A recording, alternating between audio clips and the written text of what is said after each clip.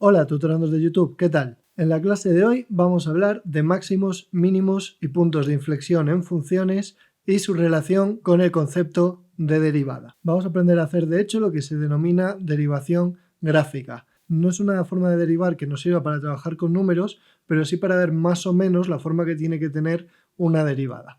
Vamos a empezar indicando dos ejes, un eje x y otro eje en el que vamos a escribir la función f de x, y vamos a darle a la función f de x una forma, por ejemplo, esta de aquí.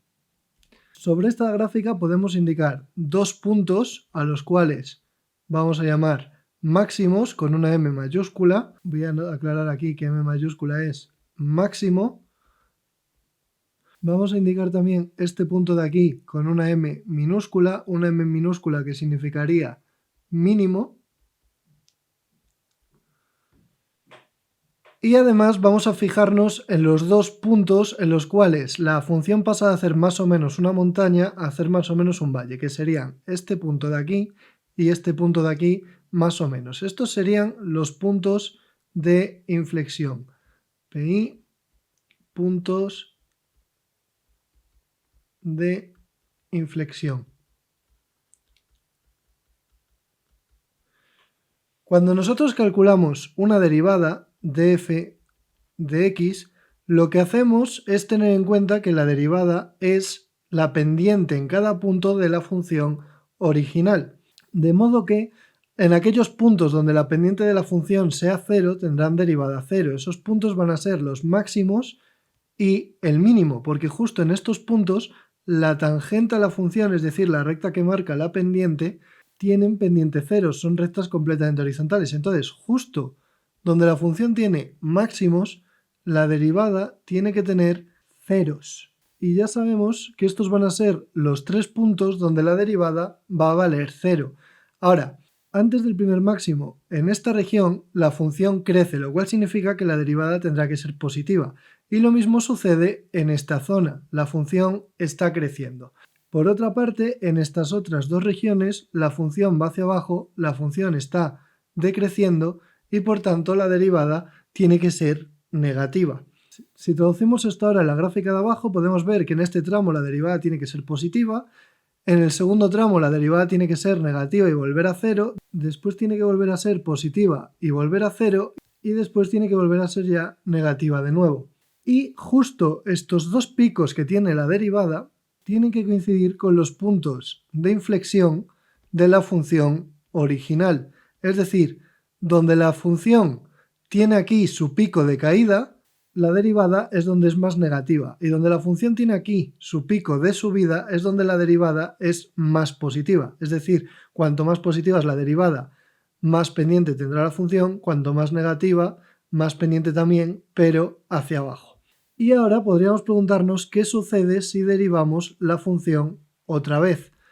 Por ejemplo, calculando la derivada de la derivada. A esto se le llama calcular la derivada segunda y la anterior sería la derivada primera. Entonces, donde la derivada primera tiene el mínimo y el máximo, serían ceros en la derivada segunda. Es decir, la derivada de esto tiene que tener un 0 por aquí y la derivada de esto tiene que tener otro 0 por aquí. Ahora, en el primer tramo la derivada segunda tiene que ser negativa porque la derivada primera cae, en el segundo tramo la derivada segunda tiene que ser positiva y en el tercer tramo la derivada segunda tiene que volver a ser negativa, teniendo por ejemplo el siguiente aspecto.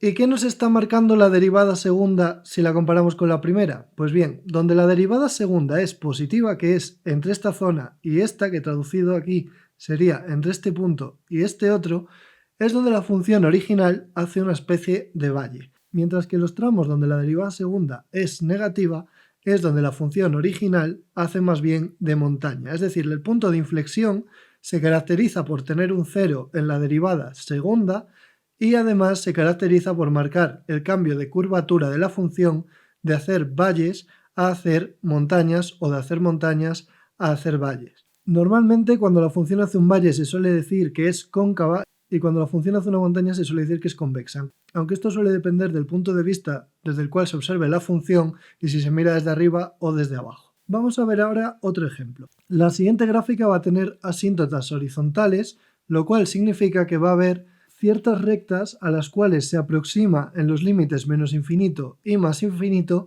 sin llegar a alcanzarlas nunca. Entonces, por ejemplo, la función que voy a dibujar ahora, a la asíntota horizontal de la derecha se le va a aproximar por arriba y por el medio la función va a hacer más o menos esto porque es lo que me apetece para el ejemplo.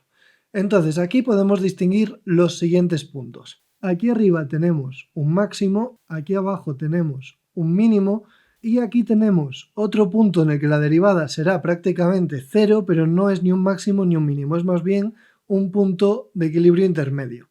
Ahora, nos van a interesar también estos dos puntos extremos por menos infinito y por más infinito. Recordad que aunque no pueda dibujar la función entera hasta el final, se supone que en el infinito y en el menos infinito la función se aproxima completamente a esas asíntotas. Y vamos a ver ahora qué sucede con la derivada. Si derivamos esto, necesitamos colocar en primer lugar de nuevo los ejes. Se va a cumplir lo siguiente. En el mínimo, la derivada tiene que ser 0. En el máximo, la derivada también tiene que ser 0. Y en el punto este de por aquí, la derivada también tiene que ser 0, aunque no sea ni un máximo ni un mínimo. Por último, también nos van a interesar los extremos de la derecha y de la izquierda, en los cuales la función intenta volverse completamente horizontal, aunque no llega a conseguirlo en ningún momento. En el caso de la derecha, la función se intenta volver horizontal con pendiente negativa, es decir, que se va a aproximar al 0, pero lo hará por debajo. Y en el caso de la izquierda, la función surge del 0 y también tiende hacia abajo, es decir, que se aproxima también por aquí. Ahora, para trazar la derivada, lo que tenemos que tener en cuenta es que el aspecto que tiene cerca de las asíntotas es más o menos igual al de la función original. Si por la izquierda se está aproximando al 0, tiene que ir hacia abajo, va a hacer algo más o menos así. Y por la derecha, si tiene que llegar hasta el 0 por abajo, también hará más o menos algo así. Y por el medio la gráfica será más o menos así, empieza decreciendo, sigue subiendo, para de subir, vuelve a subir de nuevo, baja y ya engancha con el tramo final. Con esto tendríamos representada ya la derivada. Vamos a ver ahora qué pasaría con la derivada segunda para coger más práctica. Si trazamos aquí los ejes, podemos ver que la derivada primera tiene puntos problemáticos al principio, al final. Aquí hay un mínimo, aquí hay un máximo, aquí hay un máximo, aquí hay otro mínimo y por aquí abajo hay otro mínimo. Lo cual significa que vamos a tener un 0 por aquí, vamos a tener otro 0 por aquí, vamos a tener otro 0 por aquí, vamos a tener otro 0 por aquí, además vamos a tener un 0 aquí y vamos a tener también los ceros de los extremos. En este caso, por la izquierda la función empieza a bajar y en el de la derecha, sin embargo, llega subiendo, lo cual significa que en esta ocasión va a ser positivo. Y ahora, para completar el dibujo de la derivada segunda, lo único que tenemos que hacer es empezar por aquí hacia abajo, subir, bajar, subir de nuevo, bajar de nuevo, subir de nuevo y volver a bajar. Entonces se puede comprobar que en el primer tramo donde la derivada segunda es negativa, pillamos aquí hasta este punto de inflexión. Después el segundo tramo donde la derivada segunda es positiva nos llegaría hasta este segundo punto de inflexión donde cambia la curvatura. Después tenemos otro punto que sería este de aquí, porque aquí la curvatura, si os fijáis, también cambia de montaña a valle.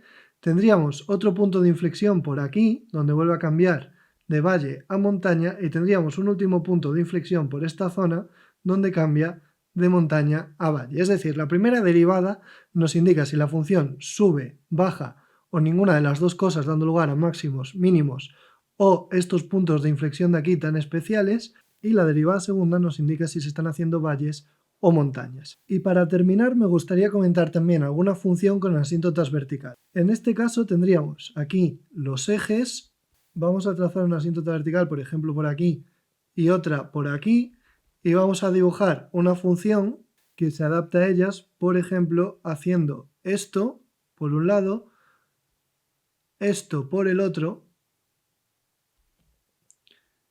y esto al final. Entonces tendríamos asíntotas tanto horizontales, el propio eje X, como asíntotas verticales. Aquí no tendríamos máximos, mínimos o puntos de inflexión más allá de los extremos de la izquierda y de la derecha, así que al trazar la derivada primera, la cosa puede parecer que es más sencilla. Lo que sucede es que las asíntotas verticales van siguiendo desde la función original hacia abajo. Entonces, aquí sabemos que al principio tenemos una derivada 0 que tiene que ir hacia arriba y al final tenemos una derivada 0 pero que tiene que venir desde abajo porque la función está bajando.